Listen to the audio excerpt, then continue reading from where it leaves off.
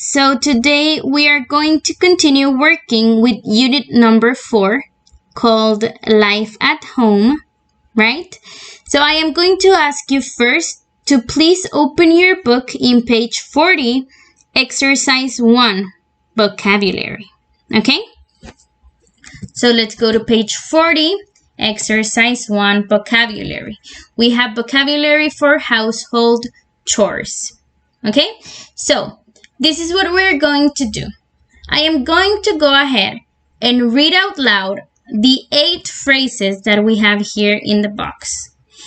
And what you're gonna do is for each phrase that I read, you're gonna try to match it to the correct image, right? So for example, if I say clean out the closet, which image could represent this phrase? Well, it will be image number 3. We will go ahead and on the lines write clean out the closet, right? Perfect. So you're gonna do them on your own. I am going to read and you're going to write them under the correct image.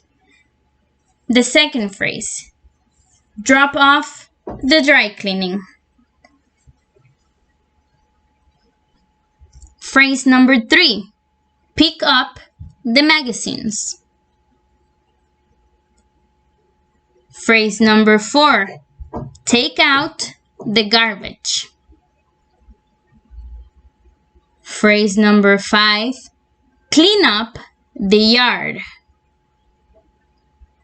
Phrase number 6, hang up the clothes.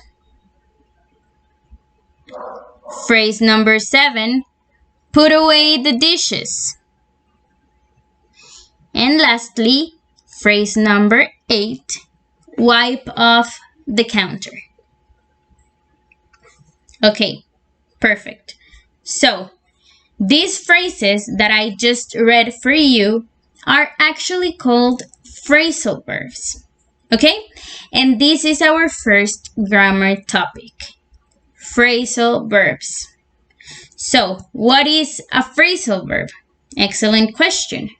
A phrasal verb is actually a verb, and we know that a verb is an action, and this verb is combined with a preposition.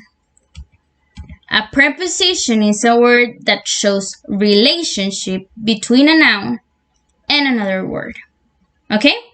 So, it's a verb combined with a preposition. However, a phrasal verb can also be a verb combined with an adverb. An adverb is a word that modifies or qualifies, right? So, again, a phrasal verb can be the combination of a verb with a preposition or the combination of a verb with an adverb.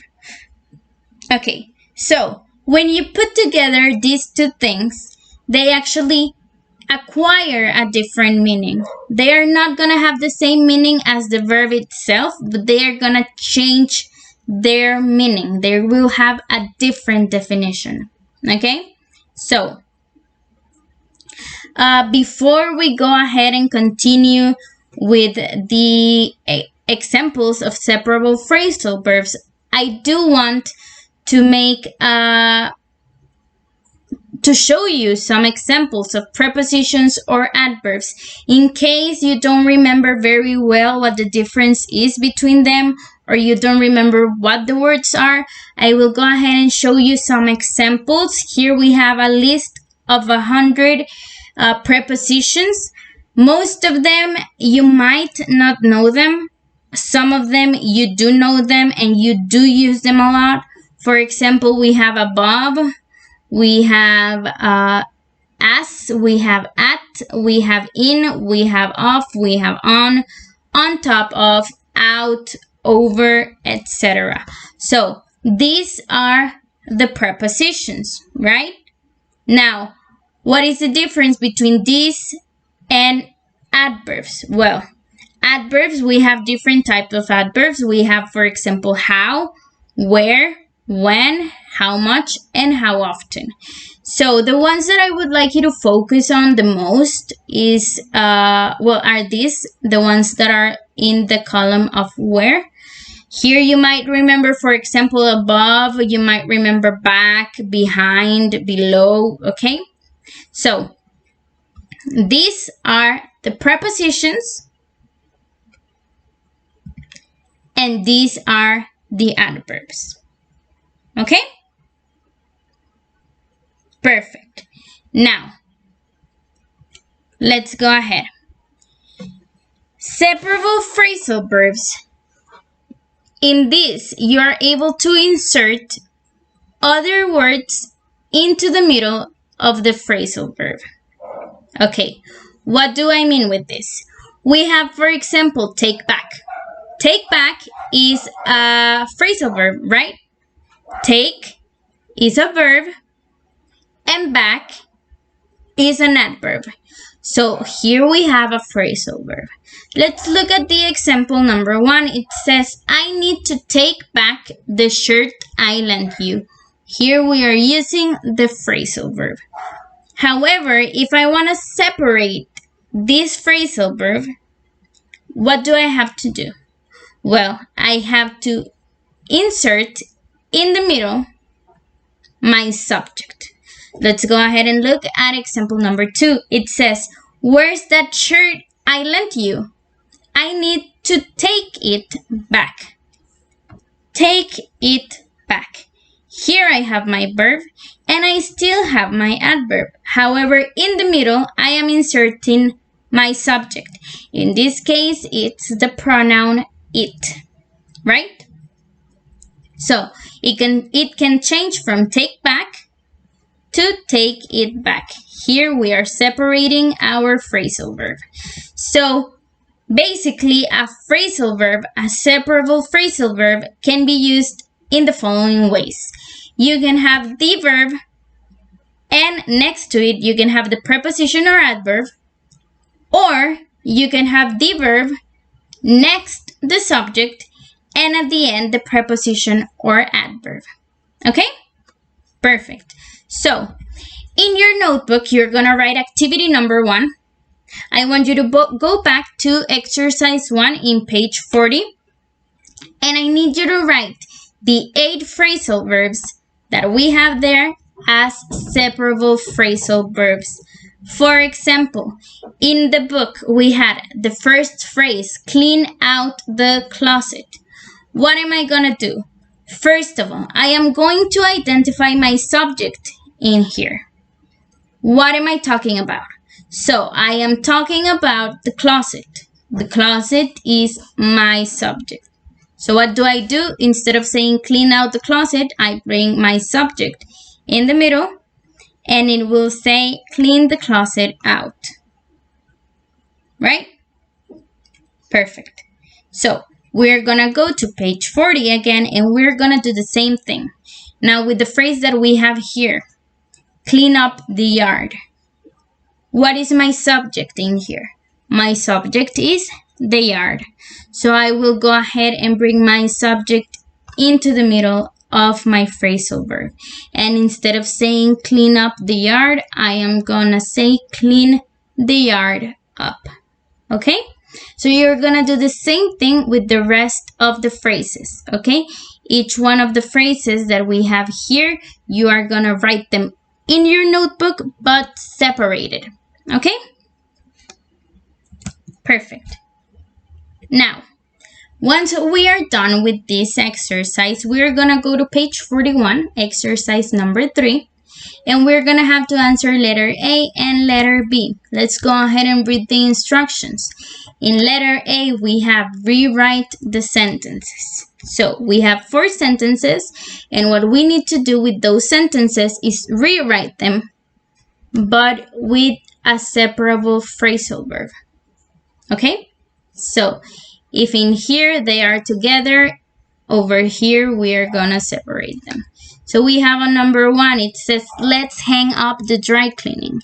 In this sentence, my phrasal verb is hang up, right? Hang up is my phrasal verb. And what is my subject in this sentence? Well, my subject is dry cleaning. This is what I am talking about. I am talking about the dry cleaning. So what am I going to do? I'm going to bring my subject in the middle of my phrasal verb and I am going to rewrite it. For example, let's hang the dry cleaning up. Perfect. Now in number 2, for example, let's go ahead and analyze this question. It says, could you put away your clothes, please? Here, my phrasal verb is put away. Put away. And what is my subject? What am I talking about? Well, I am talking about your clothes, right? So this subject is gonna move in the middle of the phrasal verb and I am gonna rewrite it here. Could you put away, could you put your clothes away, please? Right? Because I brought the subject in the middle of my phrasal verb. Could you put your clothes away, please? Awesome. So you're going to do the same thing with number 3 and number 4. Okay? So then we're going to go to letter B. It says complete the sentences with the correct verbs. Use either it or them. Then compare with the partner. So here, when you separate the phrasal verb, we don't want you to put the noun. Okay, we want you to put it or them to separate the phrasal verb. How are you going to use these two? It is used when you're talking about a singular noun, only one thing. And them is used for a plural noun when you have more than one, right? So let's look at the example in number 1. It says, the living room is a mess. Let's analyze this sentence. The living room is a mess. My subject in here is the living room. So it's singular. We're only talking about one. Therefore, I'm going to use it to separate the phrasal verb. Then from all the phrasal verbs that I have here, what is the one that fits this sentence? Well, clean up. So I write, let's clean it up before the party. Right? But what if I go to number 5? It says, the dishes are in the dishwasher. Let's go ahead and analyze this sentence. What is my subject? Well, my subject is dishes, right? And if we see here at the end, we have es. That means that we are talking in plural. Therefore, it's them, right? So the dishes are in the dishwasher. Which of the phrasal verbs is the one that fits in this sentence? Well, put away, for example, right? So I will say the dishes are in the dishwashers. Would you put them away for me? Okay? Perfect. So you're going to go ahead and do the same thing with number 2, 3, 4, 6, 7, and 8. And once you finish answering letter A and letter B, you're just going to go to page 42. This is the last exercise that you're going to answer, okay? So first, you're going to put a title to this article. Okay, we have an article and you're going to choose which of the titles goes best. And when you finish doing that and reading, you're going to go to letter C. You're gonna read the questions and you're gonna answer them according to what you read, okay?